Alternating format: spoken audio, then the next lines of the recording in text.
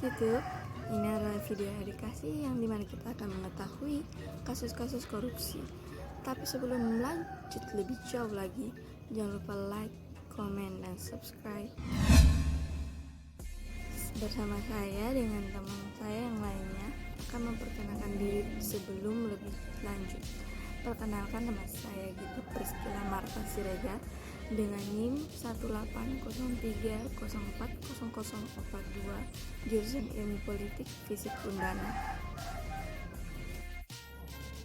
Perkenalkan, nama saya Ferdinandus Senowenggu, jurusan Ilmu Politik, Fakultas Ilmu Sosial dan Ilmu Politik, dengan nomor induk mahasiswa 1803040043. Terima kasih. Nama saya Cornelius Romanala,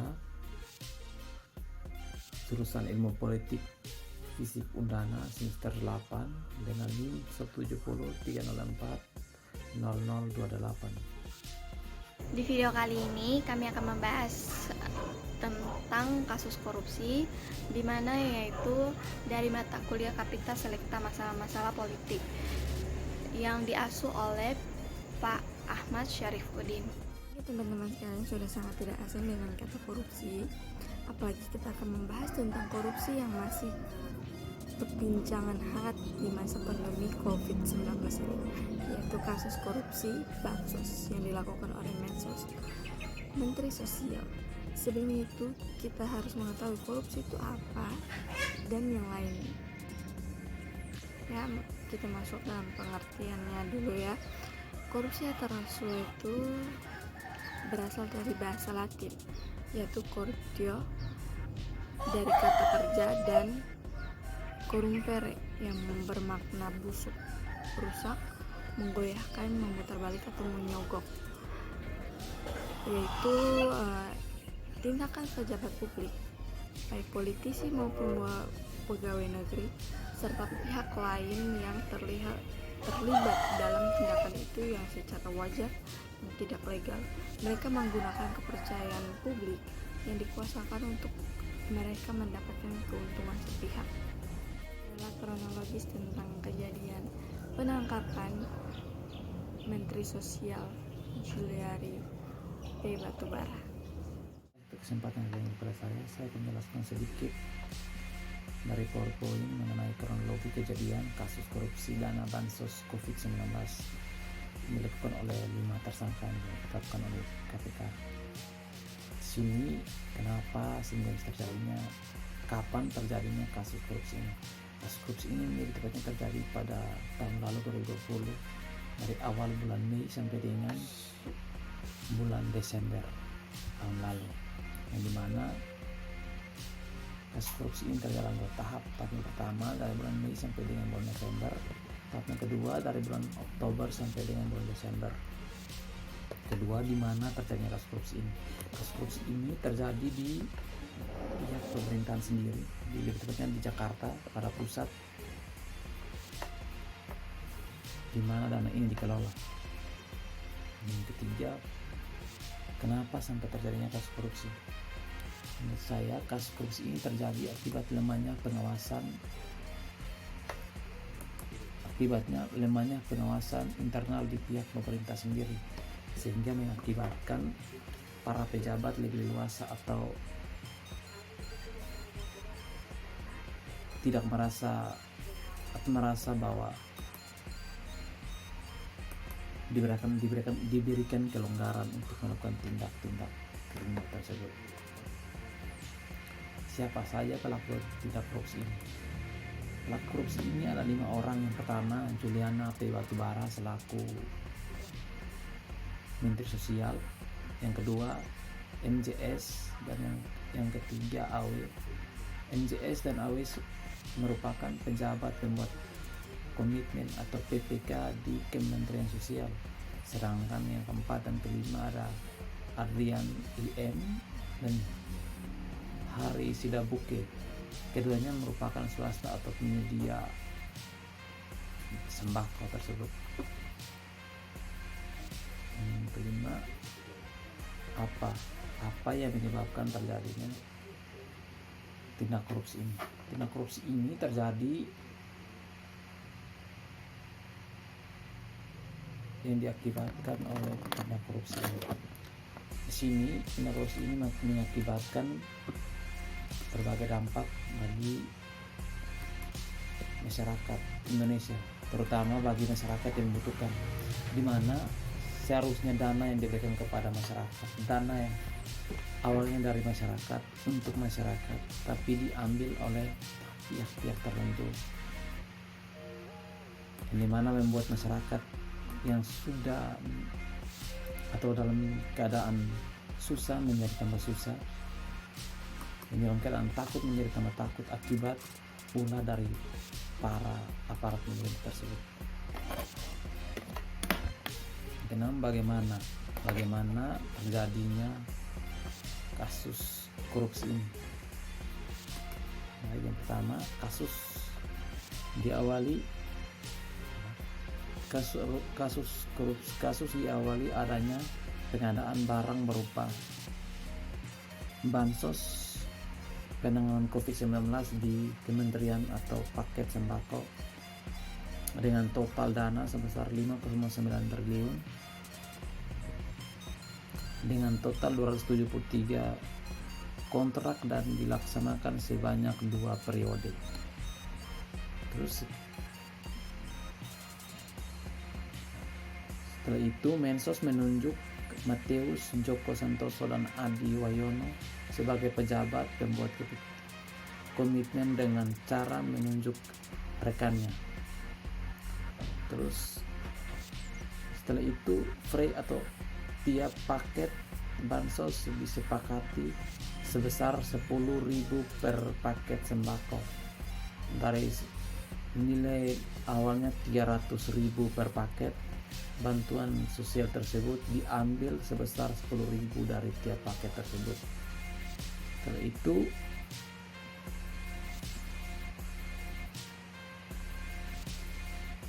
Setelah itu mereka melakukan kontrak pekerjaan dengan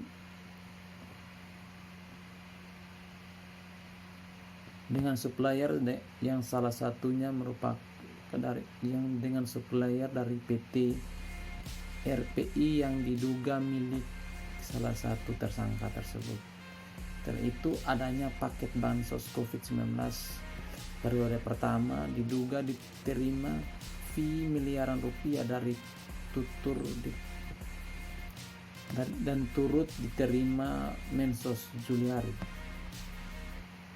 Jumlah fee paket bansos sembako periode pertama yang diterima kurang lebih sebesar 12 miliar dana yang telah dikorupsi. Dari 12 miliar tersebut diberikan secara tunai oleh MJS kepada JPB melalui AW sebesar 8 miliar. Sekitar 8,8 M uang tersebut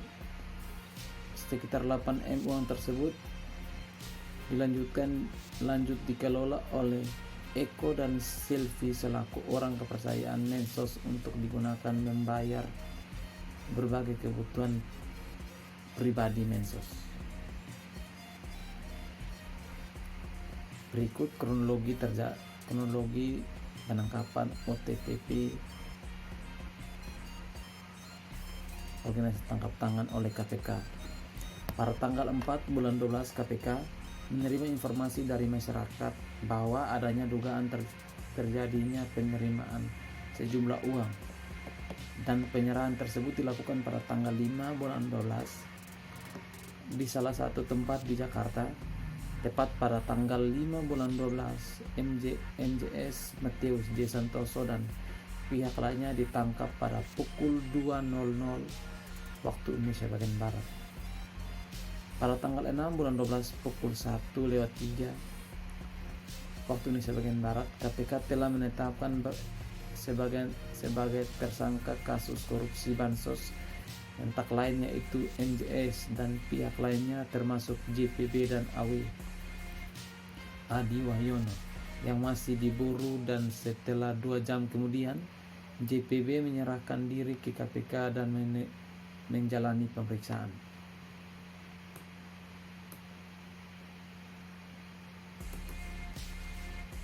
Sekian dari saya kembalikan. Terima kasih atas kesempatan yang diberikan kepada saya untuk sedikit menjelaskan masalah mengenai korupsi ini ya. Jadi korupsi itu merupakan salah satu perbuatan yang sangat merugikan masyarakat ataupun negara.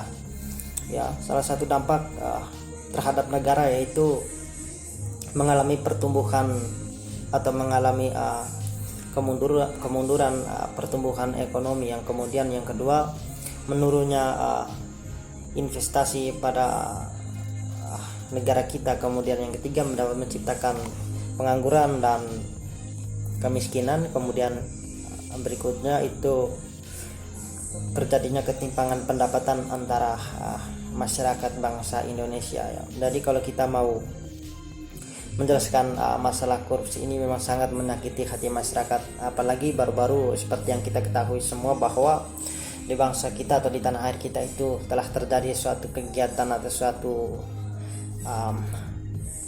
masalah yang sangat menyita perhatian publik ya, yang dimana Kementerian Sosial yang salah satu pejabatnya itu melakukan korupsi dengan jumlah nominal yang cukup lumayan besar ya, lumayan fantastis ya, yang dimana mengambil dana bantuan tersebut untuk kepentingan pribadi yang seharusnya untuk masyarakat yang terpapar virus corona ini. Seperti yang kita ketahui bahwa sekarang itu segala keadaan memang sangat sulit, bukan pada satu bidang kesehatan saja, tapi di berbagai bidang ya, di berbagai lini kehidupan itu masyarakat sangat merasakan dampak buruk daripada virus ini.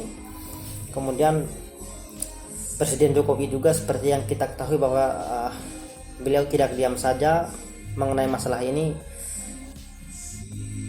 Dia menegaskan kepada badan pengawas BPK maupun lembaga-lembaga penegak hukum baik kepolisian, kejaksaan agung maupun KPK untuk jangan ragu-ragu dalam bertindak tegas ya. Harus berani menggigit jikalau ada aparatur atau pejabat-pejabat negara yang melakukan korupsi ini. Dan ini merupakan PR untuk lembaga-lembaga tersebut, yang kemudian terakhir juga kita mengharapkan mungkin pemerintah dan lembaga-lembaga yang terkait agar dapat memperhatikan aturan yang berlaku ya.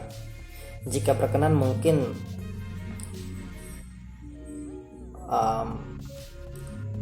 dapat dibuatkan atau bisa dibuatkan peraturan yang lebih menimbulkan efek jerah yang luar biasa, agar orang-orang yang memiliki jiwa koruptif tidak melakukan kegiatan-kegiatan yang sangat tidak berkenan tersebut ya. Dan kita sangat mengharapkan hal itu sehingga negara kita bisa hidup lebih aman, lebih maju, bebas daripada korupsi ya. Korupsi itu merupakan salah satu jenis pelanggaran HAM karena di sana mengambil hak milik orang lain dengan sengaja ya. Jadi mungkin seperti itu dari saya. Sekian dan terima kasih, saya kembalikan. KPK telah menetapkan tersangka Juliari Batubara melanggar pasal 12 huruf A atau pasal 12 huruf B atau pasal 11 Undang-Undang Pemberantasan Tindak Pidana Korupsi, contoh pasal 55 ayat 1 ke 1 KUHP.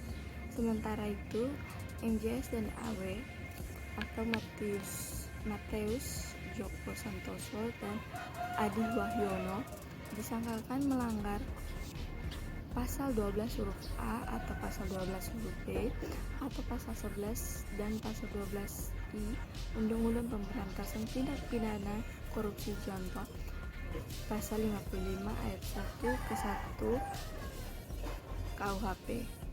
Kemudian selaku pemberi suap yaitu AIN dan AS disangkakan melanggar pasal 5 ayat 1 atau pasal 5 ayat 1 huruf B atau pasal 13 Undang-Undang Pemberantasan Tindak Pidana Korupsi, contoh pasal 55 ayat 1 KU ke 1. Dan mereka berlima telah ditetapkan sebagai tersangka kasus korupsi. Ya, yang seperti kita ketahui bahwa korupsi ini sangat tidak baik untuk kepentingan kita sendiri maupun kepentingan orang lain, yang biasanya pejabat-pejabat atau yang memiliki kekuasaan lebih tinggi akan melakukan korupsi, dan itu dapat menyebabkan kerugian terbesar dalam diri sendiri. Semoga bermanfaat untuk kita semua. Jangan lupa like, comment, dan subscribe. Terima kasih.